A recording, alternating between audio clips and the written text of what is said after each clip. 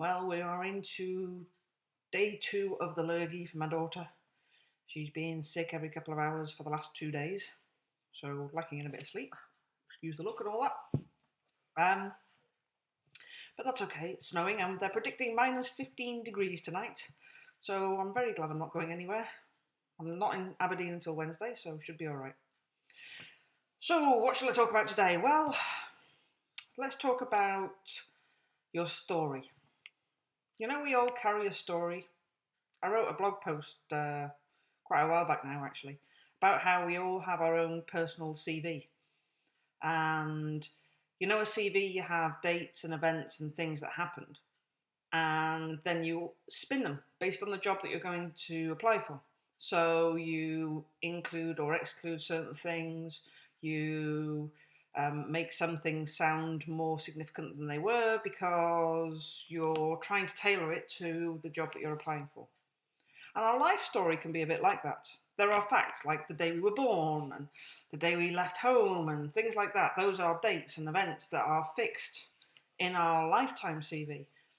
But then the way we interpret those events varies quite significantly based on our own perceptions. And speaking from personal experience, it's kind of the first 18 years of my life were pretty rubbish. In fact, when I went to university, I went with a bottle of really strong painkillers. My mother's disabled, and so she's on morphine-based painkillers on a regular basis. And for a couple of years, I collected some of her painkillers with a view to when I got to university, I would take them because I didn't want to take them before because I didn't want anybody to find me. And that was pretty much the way I lived my life, to be honest with you. Up until a few years ago when I came across Trevor Sylvester and cognitive hypnotherapy, and everything changed for me. But even until recently, I very much carried my story with me. I was doing stuff despite or because of what had happened to me. And to some certain degree I still do, although very much has now changed. I'm far more able to live in the moment and actually able to look at the future. If you'd asked me 5 years ago what makes me happy, I'd have said nothing because I didn't know what happy meant. I didn't care about my future. I didn't want a future. Even though I had this wonderful life. I had a successful career. I had a loving family and everything was marvellous. And yet, I wasn't happy.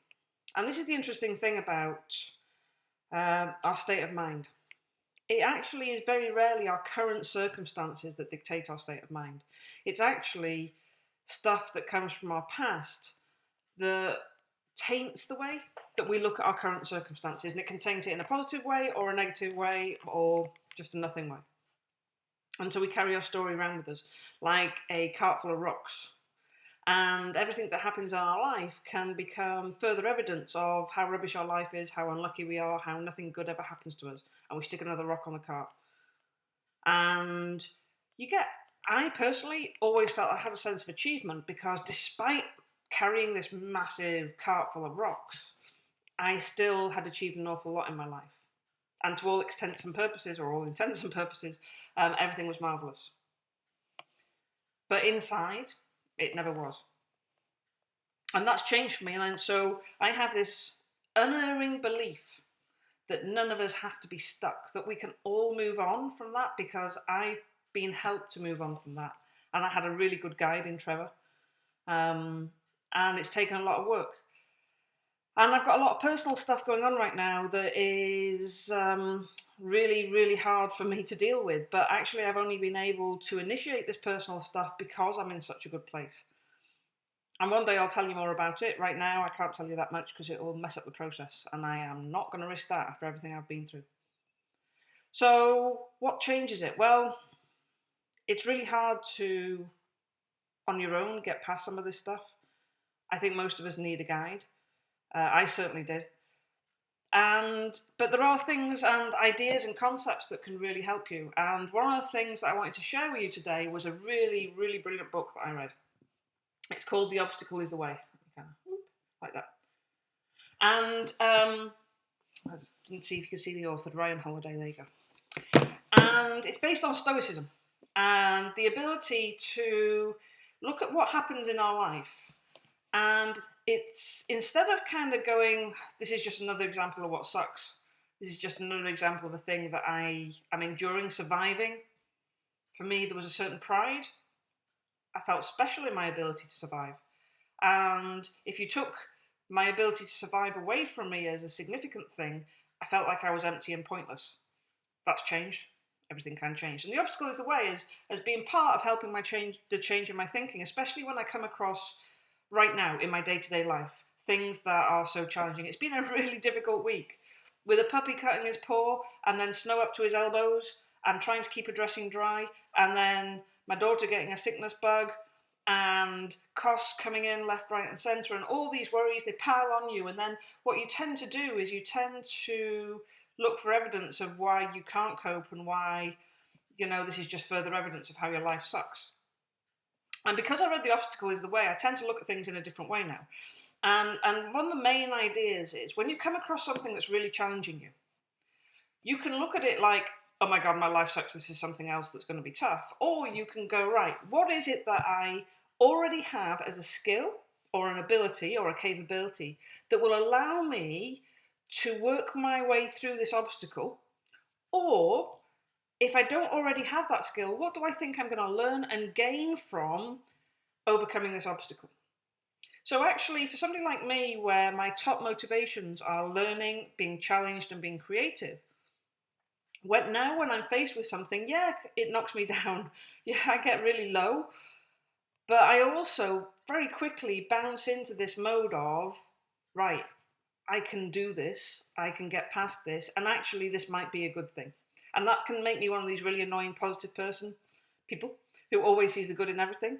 But the reality is that that's the way my thinking is now. And that it's possible to think like that because I've been released of this cart that I've been dragging behind me, which had my story on it, that defined me.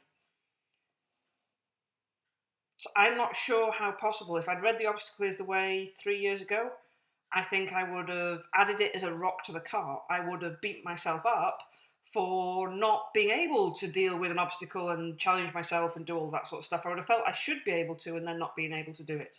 So I'd have got into that expectations versus reality cycle, which would just further compounded the misery that I was already sitting in.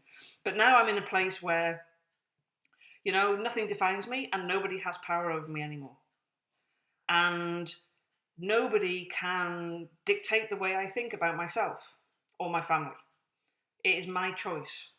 And I can react when somebody says something, but I very quickly can say, why would they say that? What is it about them? Because, we're all screwed up. So everybody speaks out of their own realities, out of their own screwed up basis.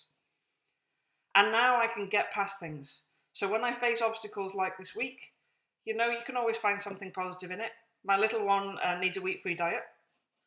And I managed eventually to get a letter from the GP and get it to school so that she can have school dinners which are wheat-free.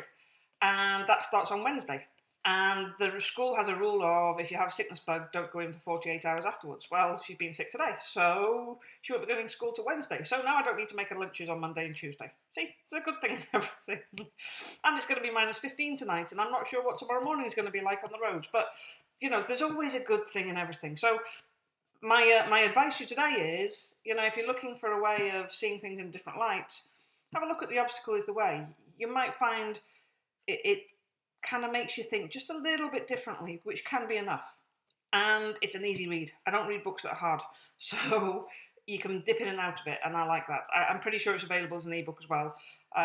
Reference books, I always like to have them physically there. And also,